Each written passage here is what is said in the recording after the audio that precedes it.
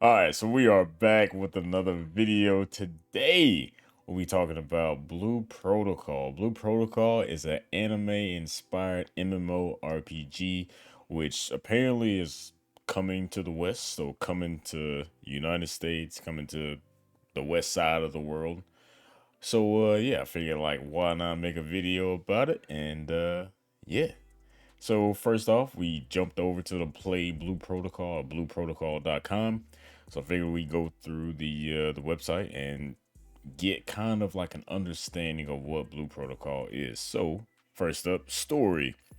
An epic journey through time. You're on a quest to uncover the truth about your origins. On your travels, you meet people from many worlds and make new friends with whom you share your adventures. Eventually, you'll find yourself facing an inescapable destiny that will determine the fate of planet Regnas. So I'm assuming you may have gotten like isekai or transported into like another world, essentially. A planet in turmoil. The future of planet Regnas has always been one of destruction. To change that fate, you and your friends travel to an unknown world in search of the truth and a solution.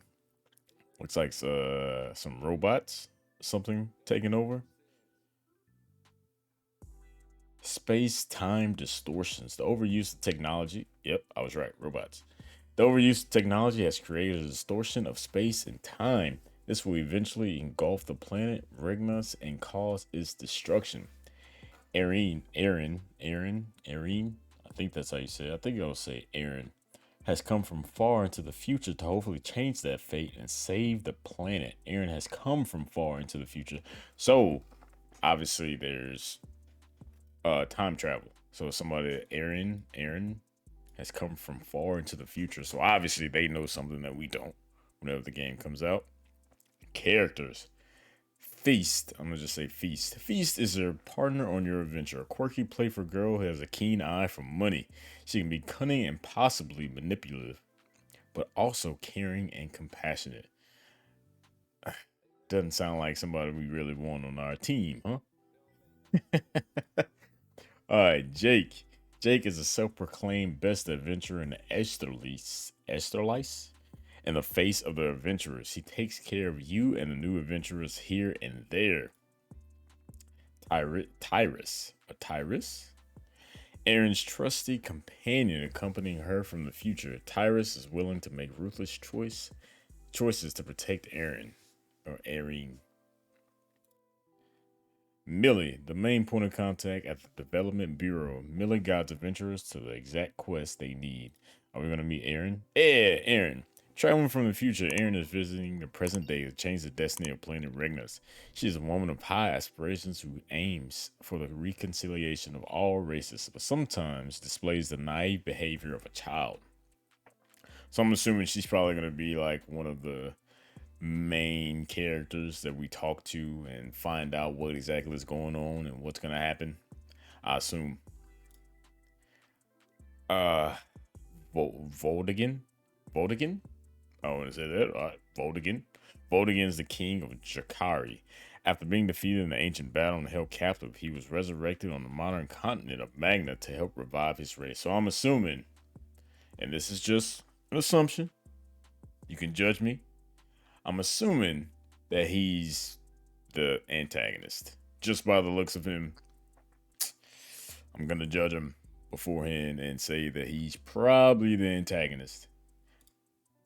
All right, so Feast. Create your character. So this is one thing that I was like kind of questioning. Like, are we able to create our own character, or is it just like a skin essentially that we get to have?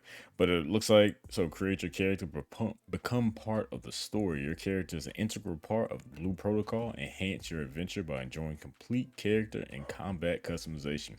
Choose from 5 different classes, each with unique skills that could add damage multipliers, healing, or elemental effects, creating a true to you character representative in game. And we're gonna check out all of the characters. I think it's like 5 or 6 characters. We're gonna check that out in the next area, which would be gameplay. All right, so classes. Your class is dependent on the weapon you choose, allowing you to adapt to combat challenges without changing your customized character. So first up, we have the Blade Warden. A master of the sword and shield, this close range class, the cornerstone to any defense. So here's your typical MMO, I guess knight or sword and shield bearer. So it looks like we have some pictures. Yo, for one, this looks beautiful. If this is like in game and not enhanced, this looks beautiful. Like, look at that. That looks amazing. Like, that is probably some of the best. Like, this has to be one of the best screenshots, right? All right, Twin Striker. A close range class that unleashes a fierce, continuous attack with two axes. So it's like the, what? I guess like a Berserker or Rogue class. Yo, that looks sweet. I wonder the differences in armor and things like that. So I wonder if you can make like your armor like really unique. I feel like you probably can. You probably farm up something and get like some really sweet looking gear. Oh, that looks sweet. Wait, are we fighting this wolf or this wolf helping us fight? I wonder if we have like companions and things like that. Yeah, that looks sweet. That looks sweet. That looks nice. All right, next up, which is probably going to be the class I'll start off with, Keen Strider. If you guys don't know, I'm a bow user in every game that I play.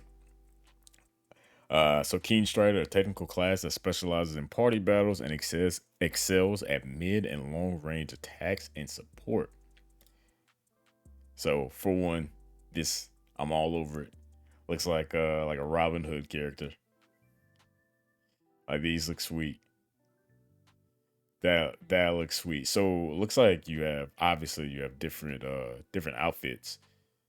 And I wonder if there's like the rare, super rare, ultra rare, legendary classifications.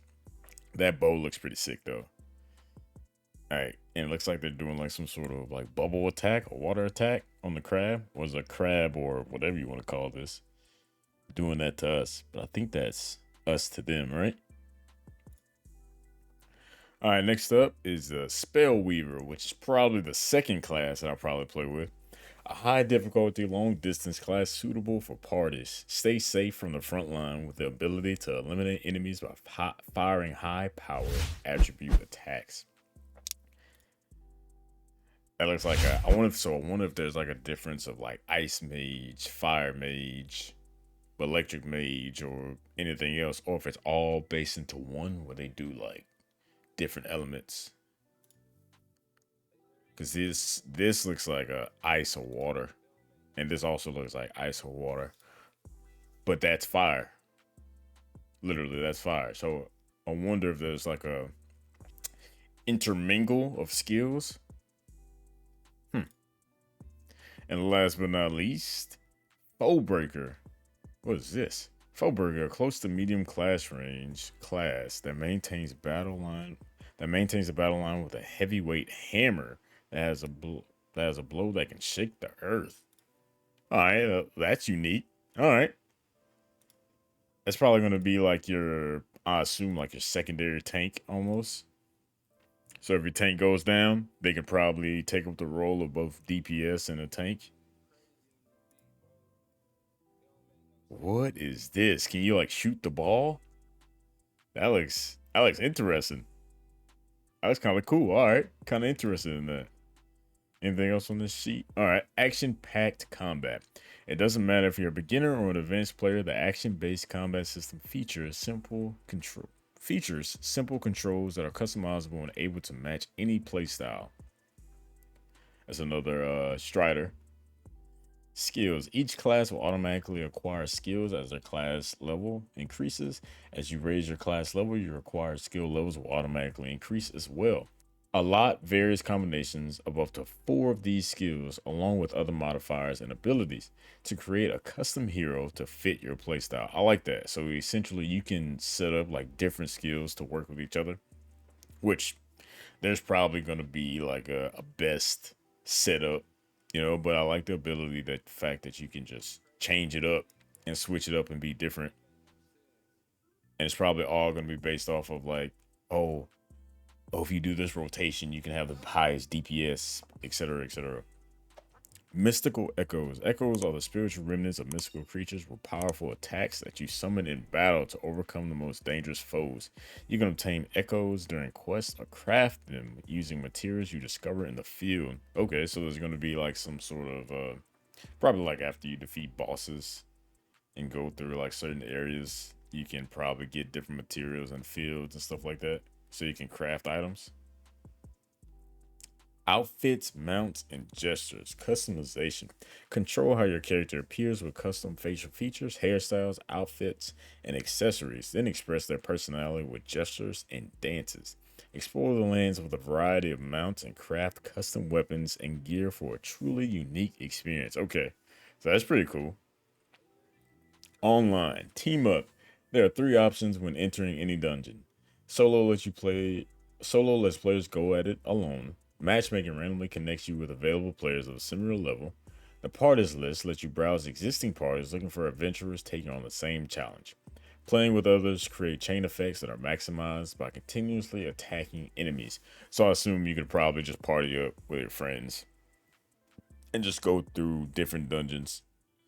So I wonder if is it like a party of three for, I guess, your smaller dungeons. I've already seen like a screenshot of like a party of like almost 30 people. I would assume that it was like a raid or something like that.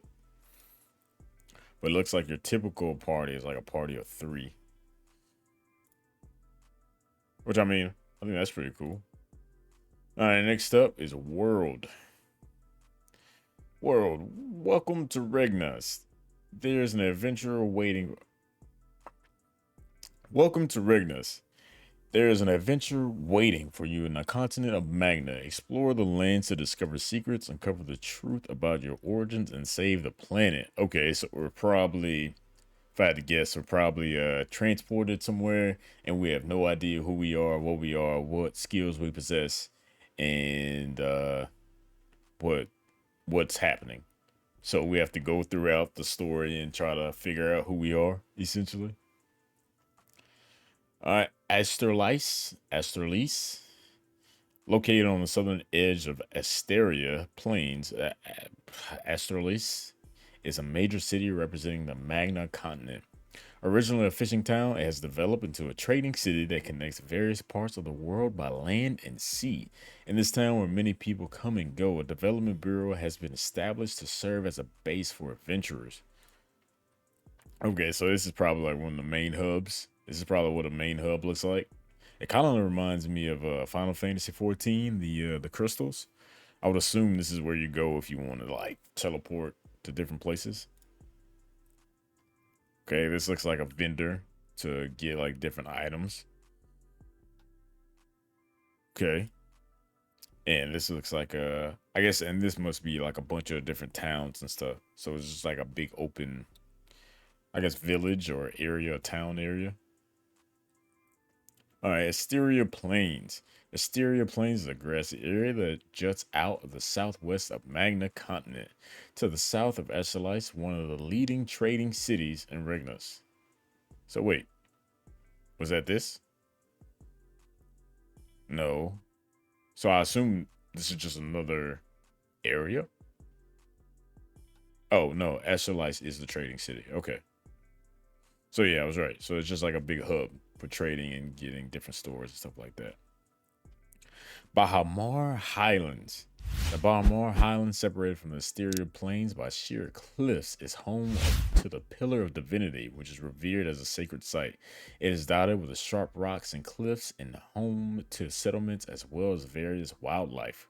So it looks like like a fox mount, which this looks pretty cool. So I wonder if there's going to be like different events, world bosses that like pop up throughout the day, throughout the night, and stuff like that. Which I would assume so. All right, Montagnor. I'm gonna say that. I'm gonna just say the valley. Valley is located in the eastern part of the Bahamor Highlands, where the trade route between Esselis and Salamzad runs. It was once a prosperous mining area, but now it's mostly abandoned. So it looks like another like open area. Ooh, look at that. That looks like a horse and like some sort of mountain lion. Look at that. That looks amazing. That looks sweet. Like all these areas look sweet. They're probably massive. Earth's green sands was once a vast greenland, gradually turned to desert known as the Earth's green sands. Ruins said to be the remains of agricultural plants from ancient times dot the landscape. Yeah, that looks cool. So here is a party of four. So I wonder if it just depends on what type of dungeon, or if this is just the open world and people are just out looking. So I wonder. Salamzad. Salamzad, originally a small village centered around an oasis surrounded by cliffs. This city is developed as a midway point on trade routes. Residents flock to the area for its proximity to other regions. It's a popular transit point for nomads. Okay, so this is just another probably intercity, so you can go in and probably find like little vendors and stuff that you can trade with.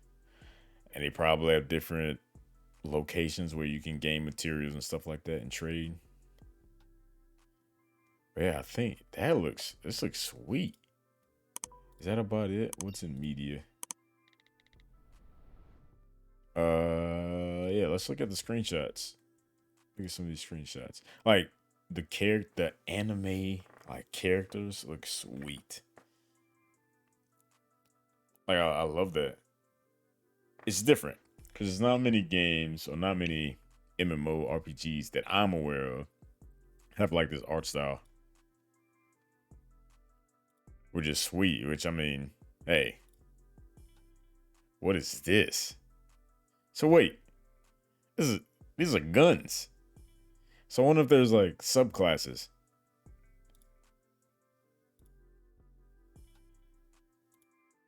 Yeah, these look sweet. Ooh, so I'm assuming this may be like a dungeon boss. Look at that. Oh yeah, he's definitely the antagonist, right? He definitely has to be the antagonist, right? Look at that. That looks sweet. I'm assuming that's like a cutscene.